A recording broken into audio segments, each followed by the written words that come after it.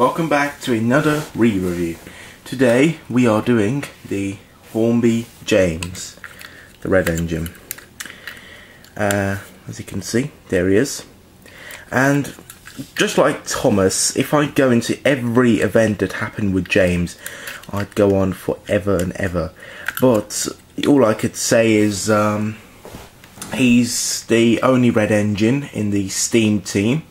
I know there's a few other red engines, but in the Steam team, which comprises of Thomas, Edward, Henry, Gordon, James, Percy, Toby, and Emily, the James is the only one who is red, and he loves being red, and he's very vain as well.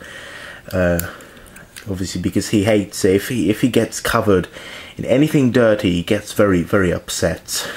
And he also doesn't like to pull some trains which are not too important, like coal trains, but mainly ones which are not dirty, like coal trains, stone trains, whatever. He loves to pull important trains, like well, what kind of an example? Like the Express, for example, and carrying the mayor, which he once did in James and the Queen of Sodor, where obviously in that episode he was tricked into thinking that the Queen of Sodor was, well, a queen, when really it was a leaky old barge which he had to take to the smelter's yard, and he was tricked into it by Gordon.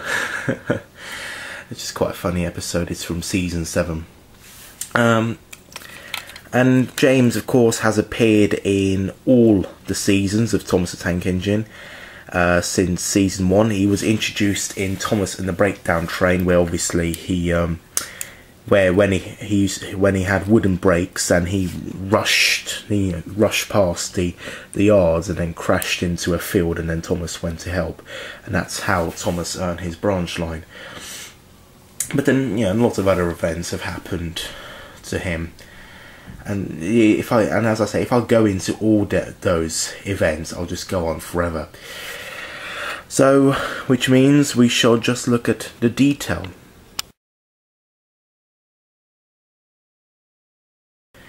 Well, what can I say? It's James. His tender is just here, and he is tender driven, so these wheels are free moving, whereas these are powered. So so as you can see, the two outer wheels are powered, and middle wheels just there to sort of like stabilize it. So let's put his tender there, and here's James. And as you can see, I've removed the front coupling because it looked a bit silly. It's a huge coupling. It just made him look a bit silly. If necessary, I can put it back. If I was to do like a Thomas remake or something. Anyway, but at the front, as you can see, I have added some detail. These lamp irons do not come as standard. They come supplied in a small plastic bag, and you push them from underneath the running plate. And there's also a brake pipe, but that fell out, so they always fall out for some reason. Oh well. But James is a very nice model. I mean, his face is very accurate to the TV series, and he's got a 2/6 wheel arrangement as per the TV series. He's got very nice rivets in around the smoke box. He's got his details molded. Like these handrails are molded, but it's obviously not for serious modelers. Again, it's a Thomas and Friends model. It's a Thomas and Friends model, so it's for children.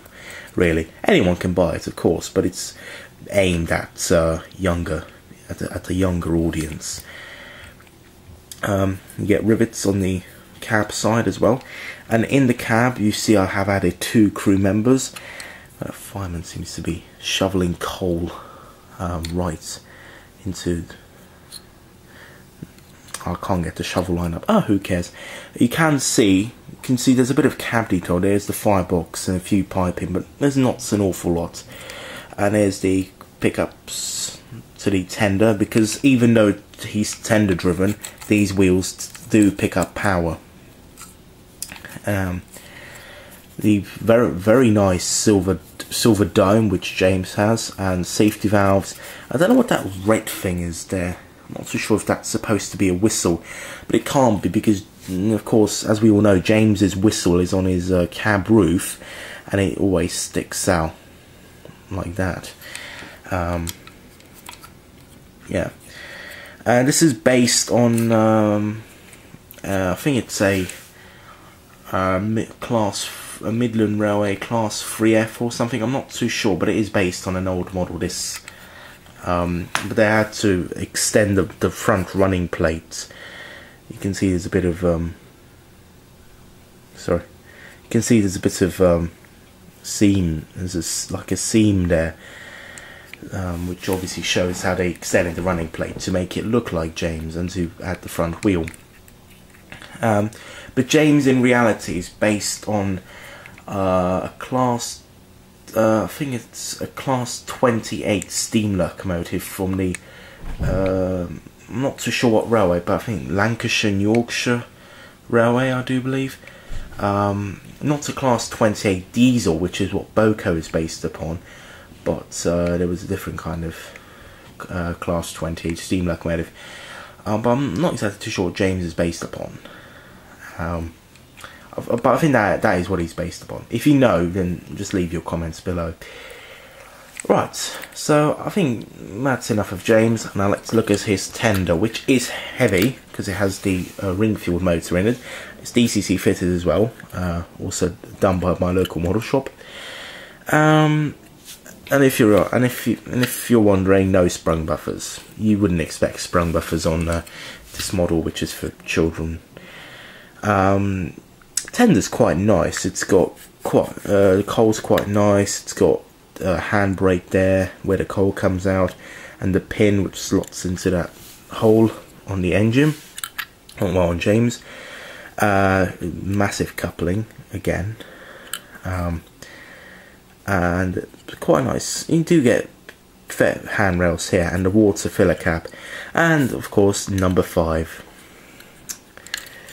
Well, so it is quite a nice tender, although James's tender is a bit small, bit shorter, and a bit I think it can maybe a bit shorter, but oh well, you know, it still looks nice, despite having, well, despite his firebox here is quite big, and his tender's quite big, but he is still a very nice model. I mean, you know, you know, it is red, and it is, you know, roughly the same shape as James, but it's obviously not meant to be TV series accurate. If you want a TV series accurate model of James, then you know, just buy the Bachmann James, which is not available in the UK. What it is, but yeah, it's just not. You can't really get it in shops. But anyway, let's see how the Hornby James performs. Here we have Hornby James on the track, and let's just have a brief look around him. See, he's a very nice engine. Now let's give him some juice, and off he goes.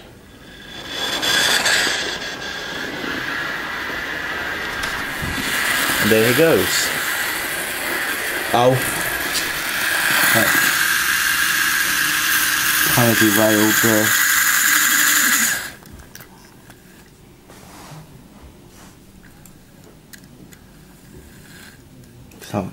Sometimes it does derail a bit. Just slow him down. Oh no, he's derailed again. For some reason it keeps derailing just there, which is a big problem. So if I just run him slowly, you can see if the track was good, then he would put out quite a good performance, but just need to go over the track a bit with the Track Magic fluid, which I recently brought. I did do it a couple of weeks ago, but it seems like I have to clean it again now. Oh well.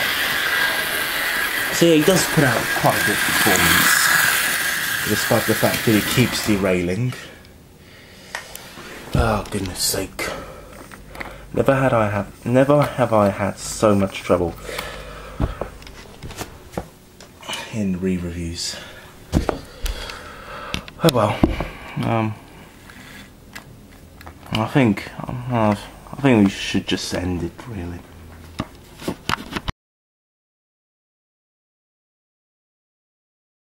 Just in conclusion, I'm ending this quicker because he doesn't run too well. He is a good performer if you take care of your track better. Then he can put out quite a good performance. And I do recommend him to anyone. If you're looking for a more TV series accurate model, then get the Bachmann one. Although it is a bit hard to find in the UK, so you can get the. So I think this is the only option, apart from if you look on eBay for any Bachmann Thomas trains. But anyway, thanks for watching, and see you in the next review.